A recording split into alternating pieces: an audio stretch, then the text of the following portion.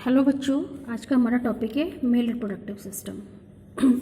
आज देखो बच्चों, ये डायग्राम जो है this is showing the human male reproductive system. ये ह्यूमन का मेल रिप्रोडक्टिव सिस्टम दिखाया हुआ है। ये है टेस्टिस, ठीक है। टेस्टिस यहाँ से निकला हुआ है वास डिफरेंस। वास डिफरेंस के बाद में ये आगे जाकर जो है इस तरीके से होता हुआ ये वाला पार्ट जो है दिस इज़ द पेनिस। जो टेस्टिस के ऊपर जो कवरिंग होती है उसको बोलते हैं स्क्रोटम। और यहाँ पे ये जो है दिस इज़ द ब्लैडर, इसको यूरिनरी ब्लैडर भी बोलते हैं। और यूरिनरी ब्लैडर से जो एक ट्यूब लाइक स्ट्रक्चर निकलता है उसको यूरिटर कहते हैं। यहीं पर ये प्रोस्टेट ग्लैंड होती है और साथ में सेमिनल वेसिकल्स होती है। तो ये है। अब हम ये देखते हैं कि किसका क्या फंक्शन होता है। Male reproductive system consists of portion which produce the germ cell and other portion that deliver the germ cell to the site of fertilization। यहाँ पे germ cell का मतलब है sperm, ठीक है। तो germ cell का मतलब क्या है? यहाँ पे sperm है। मेल रिप्रोडक्टिव सिस्टम जो है वो क्या प्रोड्यूस करता है? sperm को, और वो डिलीवर होते हैं और वो उसी से क्या होता है? फर्टिलाइजेशन होता है। The formation of germ cell or sperm takes place in the testis। Testis के अंदर germ cell का फॉर्मेशन होता है। These are located outside the abdominal cavity in scrotum, ठीक है। इसके ऊपर जो कवरिंग होती है उस कवरिंग को स्क्रोटम कहते हैं। और ये कहाँ पे प्रेजेंट होता है? Outside the abdominal cavity. इसके बाद में है सबसे इम्पॉर्टेंट पॉइंट है in scrotum cause sperm formation require the lower temperature then the normal body temperature. जो ये बॉडी के टेम्परेचर से बॉडी के टेम्परेचर से और जो ये स्पर्म जो फॉर्मेशन होता है उसका टेम्परेचर कुछ कम होता है, ठीक है। Lower temperature then the normal body temperature. तो नॉर्मल बॉडी का जितना भी टेम्परेचर होगा उसके टेम्परेचर से कुछ जो कम होगा वो टेस्टिस का टेम्परेचर होगा, इस पर फॉर्मेशन का टेम्परेचर होगा। इसी वजह से जो बॉयज़ होते हैं, मेल होते हैं, they are more excited than the female, ठीक है। We have discuss the role of testis in the secretion of the hormone. ये जो इससे जो सिक्रीट होता है वो एक हार्मोन जो सिक्रीट होता है वो टेस्टोस्टेरोन होता है। और ये टेस्टोस्टेरोन क्या करता है? रेगुलेट करता है स्पर्म फॉर्मेशन को। Testosterone brings about changes in the appearance seen in the boys at the time of puberty. Puberty मैंने लास्ट वीडियो में आपको बताया था। प्यूबर्टी का मतलब होता है बॉडी में चेंजेस होना। टीनेज के टाइम में मतलब 12, 13, 14, 15, 16 साल की एज में जो बॉडी में चेंजेस आते हैं उसको क्या बोलते हैं? पुबर्टी बोलते हैं। तो जो टेस्टोस्टेरोन होता है वो उसमें पुबर्टी में जो चेंजेस होते हैं उसमें इंपॉर्टेंट रोल प्ले करता है। Sperm found are delivered through the vas deferens. Sperm जब बनते हैं तो वो कहाँ से जाते हैं? वास डिफरेंस से होकर जाते हैं, ठीक है। This is the vas difference which unite with the tube coming from the urinary bladder। और ये किसके साथ मिल जाते हैं? ये उसके साथ मिल जाते हैं। देखो ये क्या है? ये यूरिनरी ब्लैडर है। यहाँ से भी एक ट्यूब निकलती है, तो ये ट्यूब और यहाँ से एक जो ट्यूब निकलती है वो आपस में मिल जाते हैं। द यूरिथ्रा दस form A common passes for the sperm and urine. देखो बच्चों, ये जो यूरिथ्रा है, ठीक है, मेल में क्या होता है? स्पर्म के निकलने के लिए और यूरिन के निकलने के लिए सेम प्लेस होता है। Very important, there is the same place for secreting the urine as well as sperm. Along the path of vas deferens, glands like the prostate and the seminal vesicles add their secretion that the sperm and our fluid which takes their transport easier। देखो बच्चों, यहाँ पर जो ये prostate gland है, ठीक है, इसमें क्या दिया हुआ है? प्रोस्टेट ग्लैंड और जो सेमिनल वेसिकल है, ठीक है। सेमिनल वेसिकल, ये रहा prostate gland and seminal vesicle.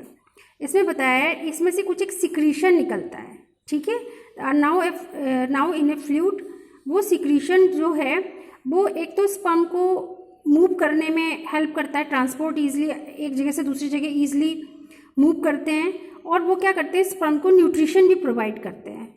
The sperm are tiny material and a long tail that help them to move towards the female germ cell, ठीक है।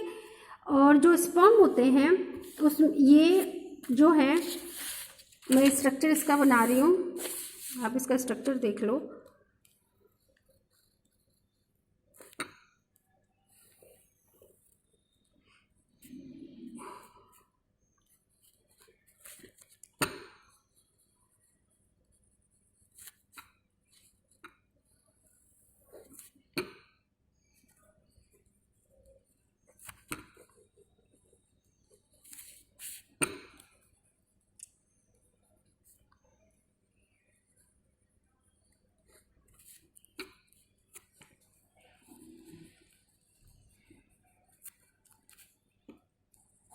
ये सारे बच्चे अपने नोटबुक में बनाएंगे, ठीक है। तो ये देखो, ये बच्चों क्या है, ये स्पर्म का स्ट्रक्चर है, ये एक्रोसोम है, ये माइटोकॉन्ड्रिया की वजह से एनर्जी मिलती है, ये टेल है। ये एक्रोसोम क्या करता है, ये ही ओवा के अंदर एंटर करता है, ठीक है। तो यहाँ पे ये लिखा हुआ है कि इनमें जो है लॉन्ग टेल होती है, ये देखो ये टेल है, ठीक है। That help them to move toward the female germ cell, जो जिसकी वजह से ये फीमेल जर्म से जाके ईजिली अटैच हो जाता है। हेलो स्टूडेंट्स, अब हम पढ़ेंगे female reproductive system. This is the diagram of female reproductive system. देखो बच्चों, गर्ल्स में 1 पेयर ऑफ ओवरी होती है, ठीक है, एक पेयर। और ये स्ट्रक्चर है किस चीज़ का, ओवरी का। इनसे एक ट्यूब निकलती है जिसको ओविडक्ट और फैलोपियन ट्यूब कहते हैं, ठीक है। ये फिर आगे जाके जहाँ पे खुलती हैं उसको क्या बोलते हैं, यूट्रस। यूट्रस के आगे का पार्ट होता है cervix and this is the vagina. In female germ cells और egg cells are made in ovaries, ठीक है। जर्म सेल यानी कि एग कहाँ बनते हैं, ओवरी में। ये रिस्पॉन्सिबल होते हैं production of some hormone, hormone के प्रोडक्शन के लिए रिस्पॉन्सिबल होते हैं।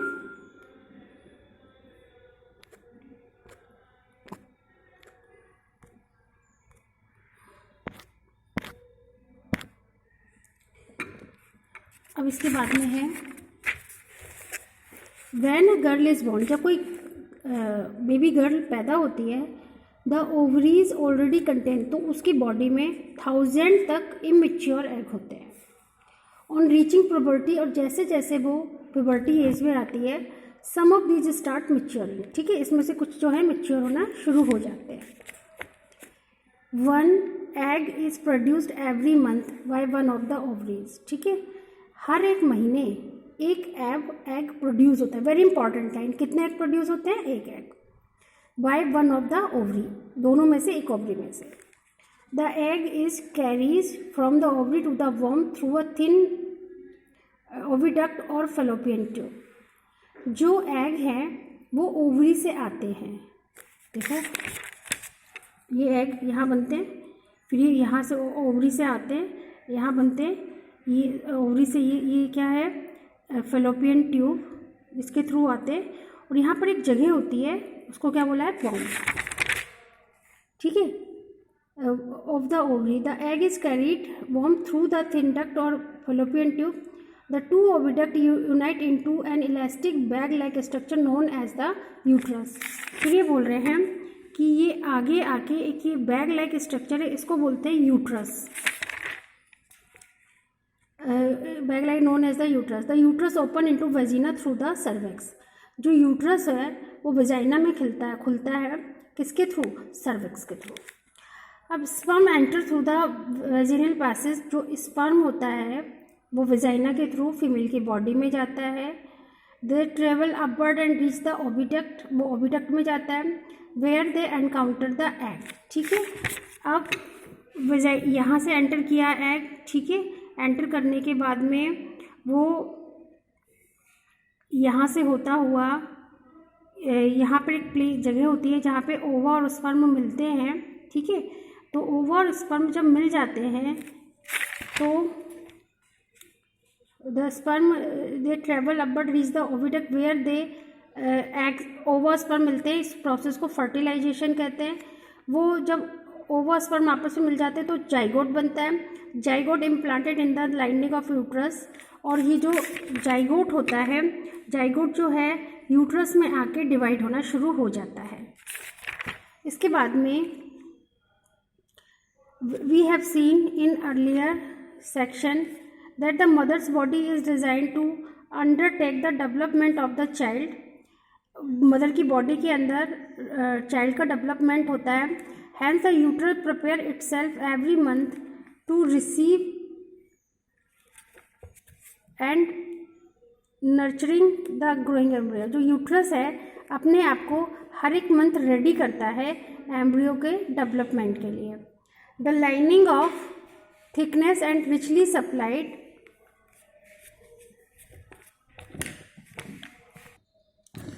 बच्चों जो the lining thickness and is richly supplied with blood to nourish the growing embryo। जो ये thickness होती है जो यूट्रस की होती है वो क्या करती है, नरिश करती है एम्ब्रियो को ग्रो होने में। अब embryo gets nutrition from the mother's blood. Embryo जो है न्यूट्रिशन लेता है मदर की ब्लड से with the help of special tissue called placenta, ठीक है।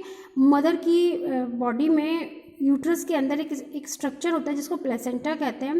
ये प्लेसेंटा क्या करता है, मदर की बॉडी से न्यूट्रिशन लेकर फीटस को देता है। This is a disc which is embedded in the uterine wall. ये एक डिस्क लाइक स्ट्रक्चर होता है जो यूटेराइन वॉल में होता है। It contains villi on the embryo side of the tissue. इसके अंदर विलाई होती हैं। On the mother's side are blood spaces which surround the villi, ठीक है। तो जो एम्ब्रियो होता है वो प्लेसेंटा से लगा हुआ होता है और उसके चारों तरफ क्या प्रेजेंट होती है, विलाई होती हैं। This provide a large surface area for glucose and oxygen to pass from mother's to the embryo. और ये इसके ही थ्रू फीटस को ग्लूकोज एंड ऑक्सीजन मिलता है मदर की बॉडी से। The developing embryo will also generate waste substances which can be removed by transferring from them into the mother's blood। और एम्ब्रियो से जो वेस्ट सब्सटेंस होते हैं वो मदर की ब्लड में चले जाते हैं प्लेसेंटा के थ्रू ही। तो जो चाइल्ड का डेवलपमेंट होता है मदर की बॉडी के अंदर 9 मंथ में होता है। The child is born as a result rhythmic contraction of the muscle. और जब चाइल्ड पैदा होता है, जब डिलीवरी होती है उस टाइम कॉन्ट्रैक्शन होता है मसल्स में, ठीक है। मसल्स में कॉन्ट्रैक्शन के इसीलिए बहुत ज़्यादा पेन होता है क्योंकि वो कॉन्ट्रैक्शंस से ही मसल्स जब अलग होती हैं उससे ही the foetus has come out from the body of the mother. अभी अगला है what happens when the egg is not fertilized. क्या होगा अगर एग को स्पर्म ना मिले, ठीक है। तो बच्चों अगर एग को स्पर्म नहीं मिलता है तो एग जो है एवरी मंथ बॉडी फीमेल की बॉडी से रिलीज होते हैं। इसको मेंस्ट्रुअल साइकिल कहते हैं। अगर एग फर्टिलाइज नहीं हुआ it lives for about 1 day. ये एक दिन रहता है। Since the ovary release 1 egg every month. Ovary जो है एग को एवरी मंथ रिलीज करती है। The uterus also prepare itself every month to receive a fertilised egg. Uterus जो है अपने आप को रेडी करता है